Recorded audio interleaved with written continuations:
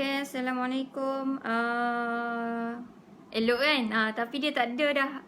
Nur Nadia, dia tak ada pertubuhan kat atas tu. So dia tak boleh buat untuk menggunakan pertubuhan. Tapi saya harap, saya rasa live ni dia masuk dalam link dalam pertubuhan juga, tak silap saya. Kejap kita tunggu dalam seminit lagi. Saya minta maaf, sebelum tu saya minta maaf sebab terlambat. Sebabnya daripada tadi saya adjust benda tu tak jadi. Tak apa, sementara kita tunggu. Ai. Makcik tu.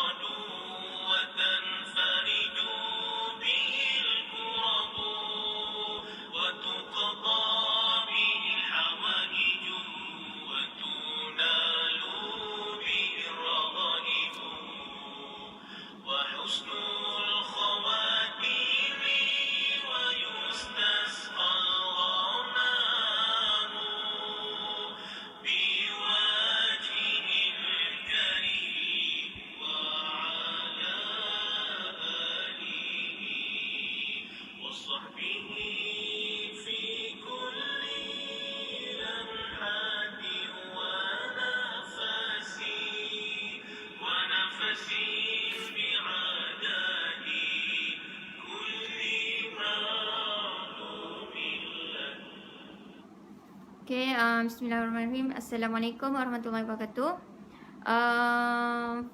Pertamanya saya minta maaf sebab lambat. Sebabnya saya ada sedikit masalah teknikal. Saya cuba adjust daripada tadi sebenarnya. Tapi tak dapat keluar warna merah. So saya terpaksa keluar balik dan saya masuk semula lah. So saya minta maaf kepada pihak pertubuhan dan semua yang tunggu menonton. So saya terpaksa keluar dan saya masuk balik. Okay. Bismillahirrahmanirrahim. Lagi sekali Assalamualaikum bagi yang baru masuk. Selamat Hari Ibu kepada ibu-ibu. Tak terlambat untuk saya ucapkan, saya rasa. Kejap sebab ada sikit kejap.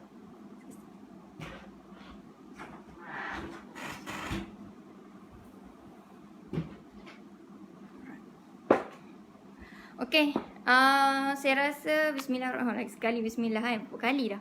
Okey, saya rasa tak terlambat untuk saya ucap selamat Hari Ibu kepada ibu-ibu yang ada di kat luar sana. Semalam Hari Ibu. Jadi hari ni tajuk sangat istimewa. Hey ladies, istimewanya kamu. Okey.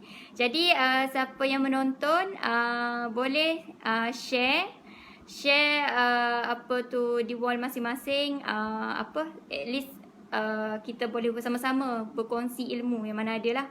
Okey, dan hari ni kita punya slot sembang santai, sembang duha. Okey, jadi sama-sama saya harap kita boleh sama-sama berkongsi ilmu. Okey, boleh tak siapa yang ada komen menonton dari mana? Saya nak tahulah sebenarnya. Yang menonton tu dari mana kalau sudi? Dari Kelantan ke Kedah ke? Okey.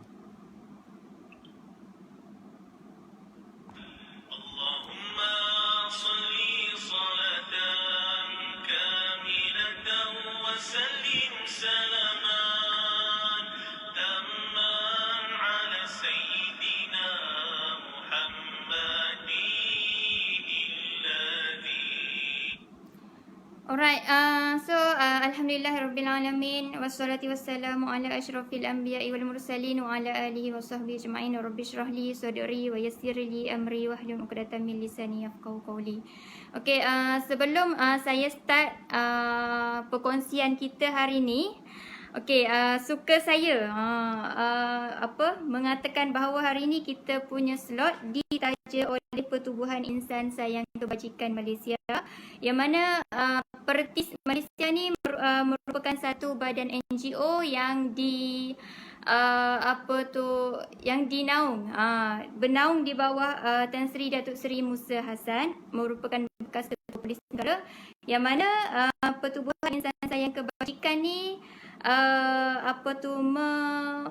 menekankan 5 aspek utama. Yang pertama adalah dari segi kebajikan, yang kedua dari segi motivasi, kepimpinan, keusahawanan dan dakwah. Dan hari ini kita terlibat dalam banyak program-program dan kita aktif dalam pelbagai program dah, senang kata berbentuk dalam kebajikan.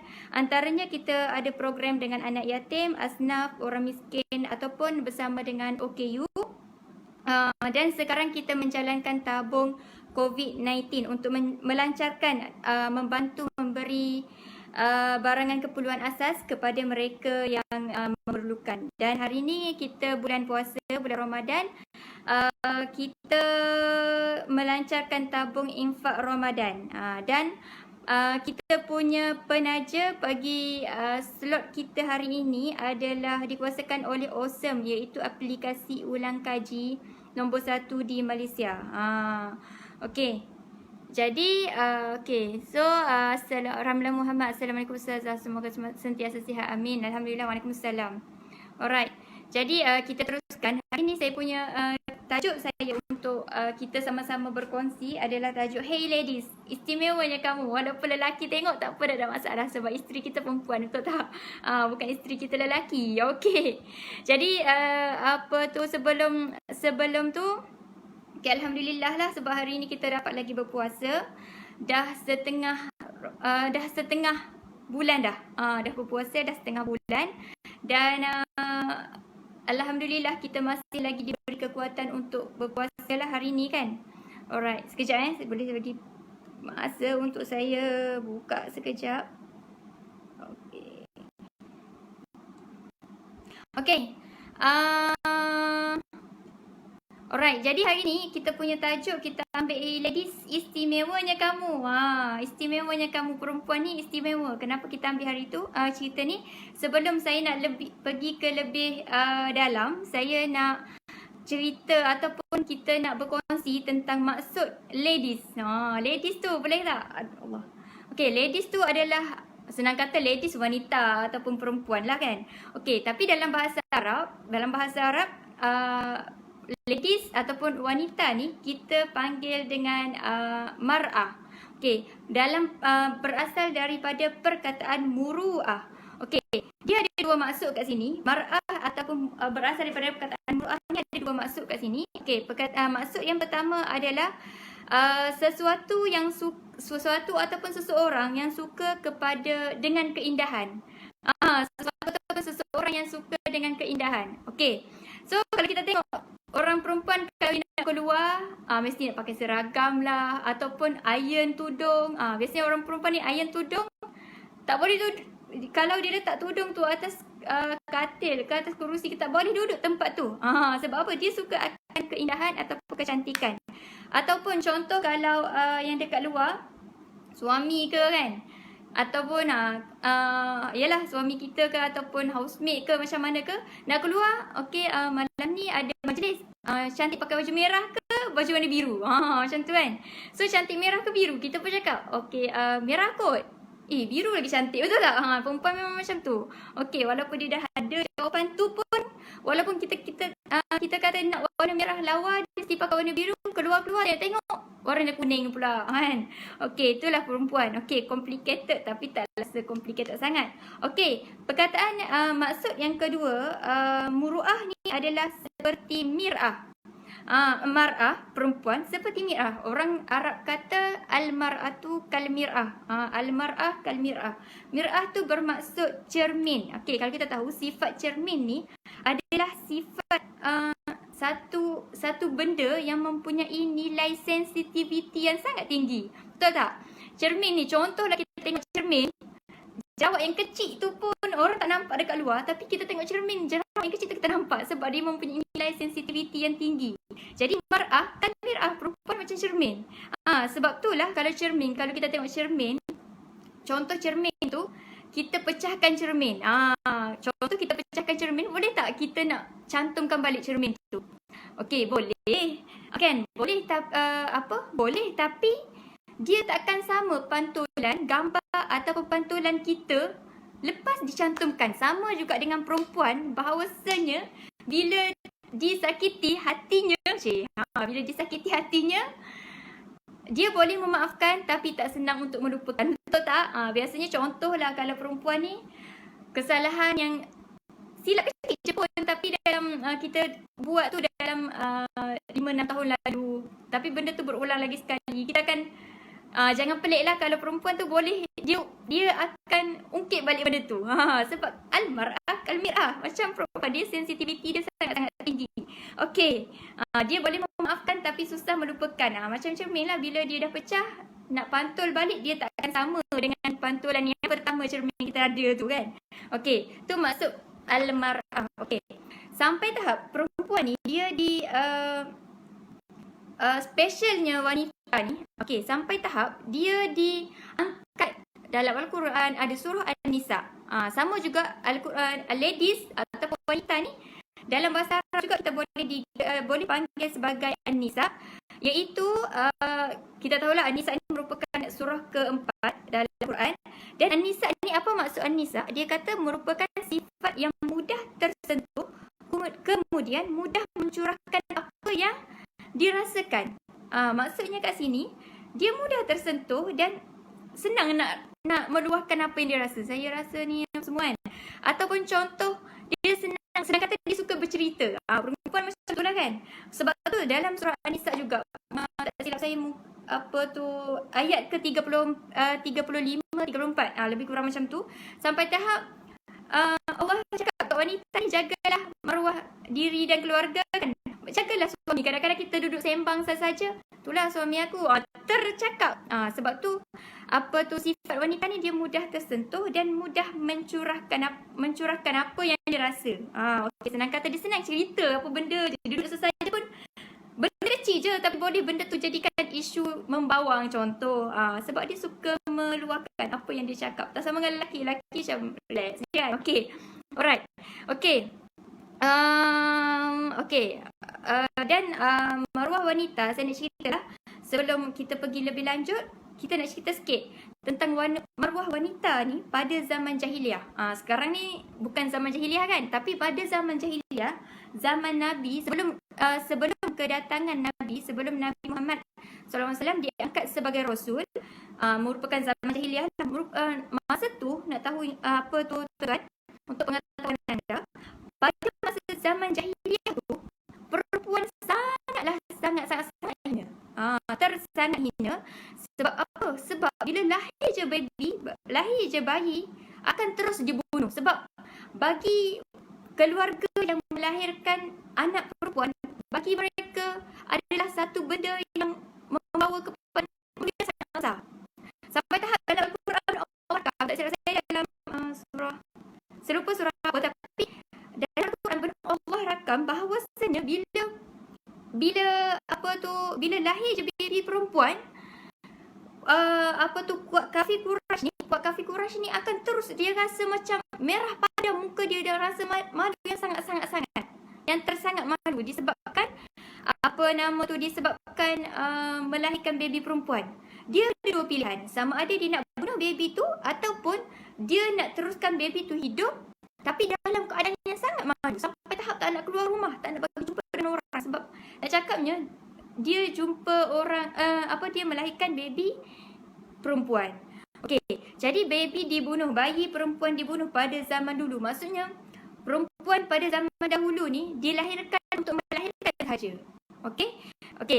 Jadi dan antaranya juga, okey, saya take note 3 je kat sini. Antaranya yang kedua adalah perempuan ni tak diberi harta pusaka. Maksudnya senang kata perempuan pada zaman dulu, contoh suami dia tinggal, kalau zaman sekarang kita ada fidyah, kita belajar fix apa benda, fix dan fidyah macam mana pewarisan harta pusaka. Tapi sekarang pada zaman jahiliah, nak cakapnya harta warisan bila suami meninggal takkan pun diberi kepada wanita isteri.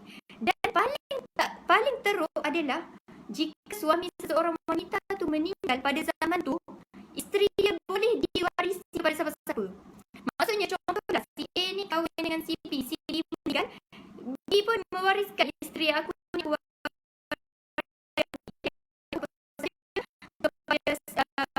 kepada isteriku. Macam itulah. Jadi maksudnya pada zaman dahulu, pada zaman jahiliah, perempuan ni sangat-sangat rendah, terlalu hina pada zaman tu. Dan paling orang kata, senang kata, pada zaman tu juga perempuan ni dimanipulasi ataupun diberi sebagai tempat untuk melepaskan nafsu sahaja. Bebas je buat apa-apa. Dan pada zaman tu paling teruk, siapa-siapa boleh gauli perempuan tersebut. Maksudnya orang perempuan tu siapa-siapa boleh gauli. Dan kalau perempuan mengandung, perempuan tu akan pergi cuci orang, ataupun perempuan tu dia boleh pilih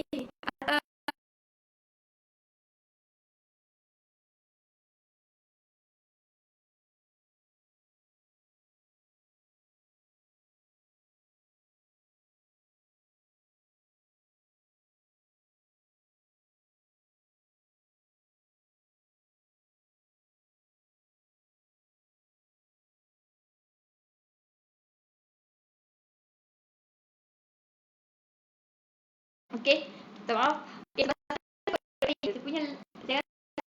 Okey. So maruah pada zaman jahiliah, wanita pada zaman jahiliah sangat-sangat teruk. Memang dihina dan seolah-olah wanita pada zaman jahiliah ni tak diizinkan pun untuk hidup sebenarnya. Okey.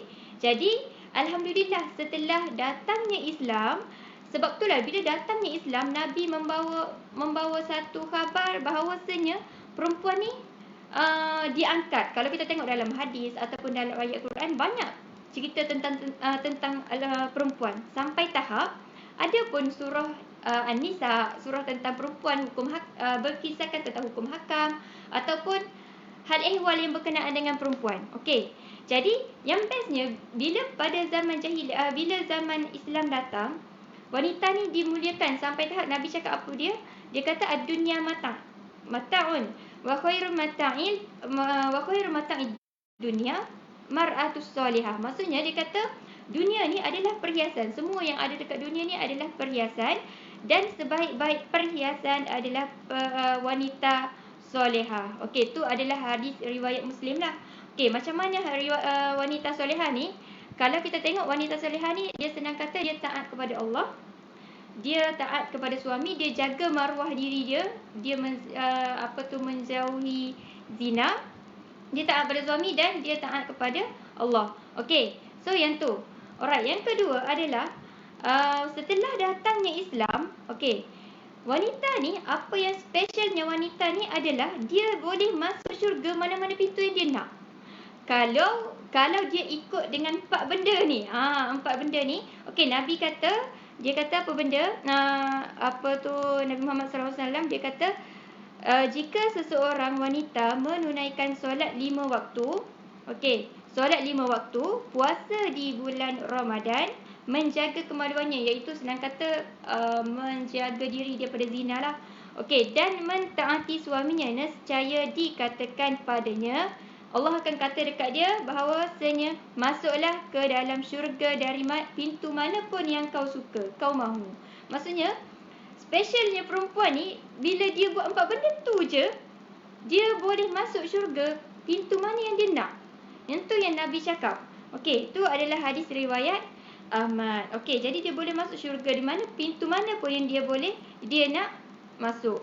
Okey, dan seterusnya, apa yang best lagi adalah darjatnya ditinggikan sebagai seorang ibu. Macam semalam hari ibu kan, so, semua orang akan wish Happy Mother's Day. Okay, so hari ni tak terlepas untuk saya ucapkan Happy Mother's Day kepada ibu-ibu yang menonton. Cuma banyak pula ramai orang yang wish Happy Mother's Day to their moms, kepada mak dia orang tentang hari ibu tu tak. Tapi tak tahulah mak tu ada Facebook ke tak kan. Kalau mak tak ada Facebook, siapa nak baca tu? Kita wish dekat mak, tapi dekat Facebook mak tak ada Facebook. Jam juga macam tu kan. Jadi sebenarnya macam itulah hakikat media massa kan.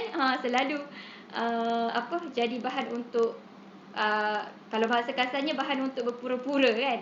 Okey, tapi tak ada masalah, tanda kita menghargai ibu-ibu yang ada. Okey. Dan yang ketiga adalah setelah datangnya Islam, darjat wanita ni ditinggikan sebagai seorang ibu. Okey. Sebab Nabi kata dalam hadis Sahih Bukhari, dia kata, wahai Rasulullah. Okey, wahai Rasulullah, sebab ada orang jumpa Nabi. Okey, ada seorang hamba Allah ni, dia jumpa Nabi, dia cakap, wahai Rasulullah, okey, siapakah yang harus saya perlakukan dengan baik? Okey, siapakah yang harus saya perlakukan dengan baik? Rasulullah jawab bahawa ibumu. Lelaki tu tanya lagi, siapa yang harus saya lakukan dengan baik? Nabi pun cakap, ibumu. Dan kemudian dia tanya lagi sekali, siapa yang saya lagi, kemudian siapa? Baginda pun menjawab bahawa ibumu untuk kali yang ketiga. Dan last kali lelaki itu pun tanya lagi sekali, kemudian siapa? Dan Nabi pun menjawab, bapamu. Maksudnya 3 kali darjat. Kalau mak dengan ayah panggil dua-dua panggil kan, confuse, kita jawab dulu ibu. Sebab Nabi tinggikan darjat wanita ni adalah 3 kali. Maksudnya ibumu. Senang kata, kalau kita pernah dengar lagu Who Next Your Mother, betul tak? So jadi yang tu yang Nabi cakap, bahawa ibu kita kena maksudnya apa orang kata, wanita tu dimuliakan. Okey, cuma hari ni kalau kita tengok pada macam yang saya cerita daripada tadi, zaman jahiliah kepada zaman Islam, kedatangan Islam kepada kedatangan Nabi Muhammad, Islam, dan zaman sekarang. Sekarang pun zaman Islam lah. Kalau zaman dulu, manusia ni dihina lah, perempuan ni dihina. Lahir je baby perempuan, dibunuh. Tapi masalahnya zaman kita sekarang, tak lahir pun dah dibunuh, betul tak? Tak tahulah zaman kita macam mana, betul tak? Okey, jadi wanita Islam pada zaman dulu memang dihina, dijadikan sebagai nafsu, dibuat sesuka hati. Jadi bila datangnya Islam, sebab tu Allah suruh kita tutup aurat, kecuali muka dan tapak tangan. Sebab apa? Allah nak melindungi. Kalau macam kita lah, biasanya kalau kita buat, kita tahu kalau kita sayang sesuatu benda, barang, kita baru belilah, senang kata barang kita baru beli. Dan balut tu ada lagi. Kalau kita sayang sangat barang tu, kadang-kadang kita tak buang lagi balutan dia. Ataupun kita cari, senang kata kita cari apa-apa benda di kedai. Kalau kita cari benda-benda di kedai, kita nak cari yang dah terbuka balutan ataupun dah yang belum buka. Mesti kita nak yang belum buka dan belum lagi orang try, orang hidu dan sebagainya kan. Maksudnya sama juga dengan perempuan. Kalau perempuan yang dimuliakan tu, sebab tu Allah suruh kita tutup aurat, jaga, supaya Allah nak lindungi kita sebenarnya. Jadi sama-sama kita muhasabah diri. Alright. So Setakat itu saja perkongsian saya hari ni. Niat untuk berkongsi banyak. Saya hanya nak share apa yang saya ada lah. Okey, jadi saya mohon maaf kepada semua yang menonton. Daripada masalah teknikal tadi, saya minta maaf. Lambat start dan ada masalah teknikal sikit. Dia jadi warna merah. So saya terpaksa off balik dan saya terpaksa buka balik. Saya minta maaf lah. Dan untuk lagi sekali saya suka untuk menekankan tentang hari ni kita punya slot adalah ditaja oleh Awesome, dikuatkuasakan oleh Awesome, iaitu aplikasi ulang kaji nombor 1 di Malaysia. Okey, Awesome ni boleh bantu kita sebab dia orang kata, senang kata, sekarang musim PKP kan. Musim PKP, jadi pelajar-pelajar ataupun anak-anak kita yang ada dekat rumah, yang ada dekat rumah, senang kata nak belajar tu bukan senang lah, liat sangat. Jadi Awesome ni boleh membantu sebab aplikasi dia sangat-sangat mudah dan anda boleh download secara percuma di App Store ataupun Google Play Store. Alright, dan kita punya kuliah ataupun sembang duha pada hari ini adalah dianjurkan oleh Pertubuhan Insan Sayang Kebajikan Malaysia, Pertis Malaysia, yang mana Pertis Malaysia ni berdaftar dengan ROS Malaysia, bukan kaleng-kaleng lah. Okey, dan dia menekankan 5 aspek utama. Yang pertama dari segi kebajikan, yang kedua motivasi, kepimpinan, keusahawanan dan dakwah. Pertis Malaysia ni bergiat aktif dalam pelbagai program berbentuk kebajikan terutamanya yang telah dijalankan. Antaranya program bersama dengan anak yatim, asnaf dan orang miskin, bersama orang OKU. Dan sekarang kita buat juga tabung prihatin COVID-19 untuk membantu memberikan barangan keperluan asas kepada mereka yang terjejas lah. Dan kita pada bulan puasa ni kita ada lancarkan tabung infak Ramadan yang dilancarkan pada bulan ni lah. Difokuskan untuk bagi untuk misi bantuan barangan keperluan kepada keluarga yang memerlukan sempena musim PKP dalam bulan Ramadan ini. Okey, so setakat itu sahaja daripada saya. Salah dan silap saya mohon ampun dan maaf. Segala kekurangan pada hari ini saya mohon ampun dan maaf. Dan saya berharap ilmu yang saya berkongsi tak banyak, dan saya harap kita sama-sama boleh amalkan bersama. Okey, setakat itu sahaja daripada saya. Assalamualaikum warahmatullahi wabarakatuh.